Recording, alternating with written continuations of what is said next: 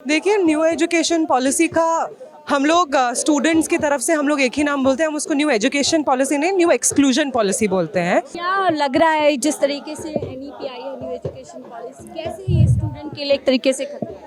देखिए, new education policy का हम लोग स्टूडेंट्स की तरफ से हम लोग एक ही नाम बोलते हैं, हम उसको न्यू एजुकेशन पॉलिसी नहीं, न्यू एक्सक्लूजन पॉलिसी बोलते हैं। क्योंकि इस पॉलिसी के जितने भी प्रोविजंस हैं, ऊपर से आप पढ़ेंगे तो इतना सुंदर सुंदर भाषा लिखेगा, प्लूरैलिटी, डाइवर्सिटी, ये सब लिखा हुआ है। लेकिन जब आप उसके इम्प्लीमेंटेशन पे जाते हैं तो आपको साफ देखने को मिलता है कि किस तरीके से धीरे धीरे फीस बढ़ा के मानव जैसा फेलोशिप खत्म करके एक डिवाइड क्रिएट करने का कोशिश किया जा रहा है। हम जानते हैं कि बीजेपी जैसा सरकार, आरएसएस का जो बात बोलता है, उसका ये मानना है कि पिछड़े तबकों से आने वाला स्टूडेंट्स यूनिवर्सिटी में ना पढ़ पाए। वो उनको नहीं लगता है कि उनको एजुकेशन मिलना चाहिए, इसलिए एएमयू पे अटैक होता है, जामिया पे अटैक होता है। इसलिए हम देखते हैं कि इनका फंड कट कर दिया जाता है, आधा कर दिया जाता है। और दूसरी तरफ जामिया का मतलब जो कल्चर है, पॉलिटिकल कल्चर, उसको डिस्ट्रॉय करने के लिए भी आप एक ऑटोनॉमी वाला इशू ले आए हैं। आप कोड ऑफ कंडक्ट लेके आए हैं, जिसकी वजह से कोई पोस्टर पेस्टिंग ये सब कुछ नहीं हो सकता है। पब्लिक मीटिंग्स आप नहीं करवाने दे रहे हैं यूनिवर्सिटी में। न्यू एजुकेशन पॉलिसी को हम इस तरह से देख रहे हैं कि जो हेफा आया है, और एनईपी का कहना है कि हेफा के तहत ये होगा कि पहले सरकार जो रिस्पॉन्सिबिलिटी लेता था यूनिवर्सिटी को ग्रांट्स देकर कि वो अपना विस्तार कर सकें, स्टूडेंट्स का जो भी वेलफेयर का ज़रूरत है वो कर सके, अब उसकी जगह लोन्स हम लोग देंगे। लोन देने का ये मतलब है कि स्टूडेंट्स का आप फीस बढ़ाएंगे, क्योंकि आपको लोन पे बैक करना होगा। और जब फीस बढ़ेगी, जो कि हम हर जगह देख रहे हैं, जामिया में हॉस्टल का फीस 2 गुना हो चुका है और उसका अलॉटमेंट अभी जनवरी से होगा, लेकिन और रहेंगे स्टूडेंट सिर्फ मई के महीने तक। लेकिन जनवरी से मई का फीस लेने के बजाय पूरे साल का फीस लिया जा रहा है। हॉस्टल का फीस 7 से 14 हज़ार हो गया है सीधा एक ही साल के अंदर। जितने सारे कोर्सेज आए हैं, बीएड का 7,000 होता था, 9,000 हो गया है।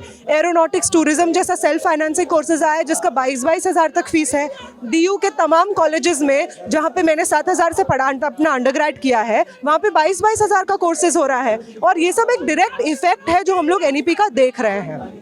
आगे आने वाले समय में हमको मालूम है कि हमारा दिल्ली यूनिवर्सिटी जैसा सेंट्रल यूनिवर्सिटी, जेएनयू जैसा सेंट्रल यूनिवर्सिटी, जामिया जैसा सेंट्रल यूनिवर्सिटी इस वक्त देश में इस हाल पे पहुंचने वाला है कि उसका जिंदल जितना फीस होगा, एमिटी जितना फीस होगा।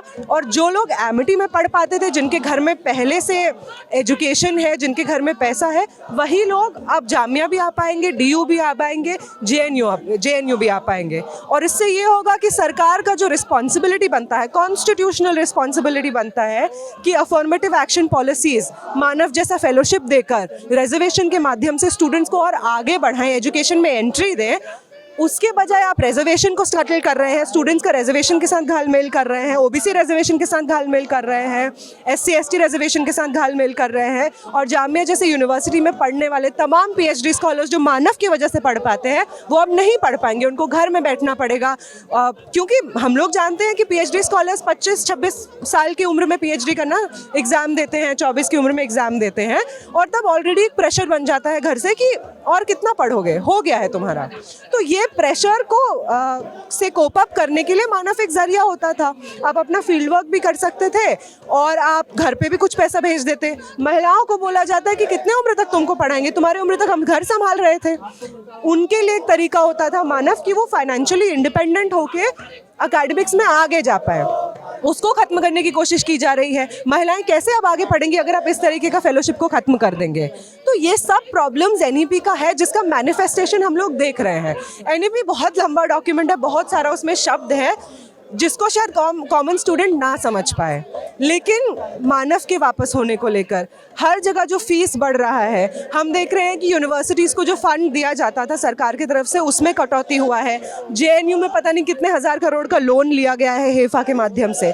ये सब मैनिफेस्टेशन है एनईपी का, और हम स्टूडेंट्स को ये छोटा छोटा चीज़ समझ में आ रहा है। और एनईपी आगे इसी तरीके से एनईपी का विरोध हम लोग करते भी रहेंगे, और हमारे किसी फेलोशिप स्कॉलरशिप के साथ में छेड़छाड़ हम लोग नहीं करने देंगे।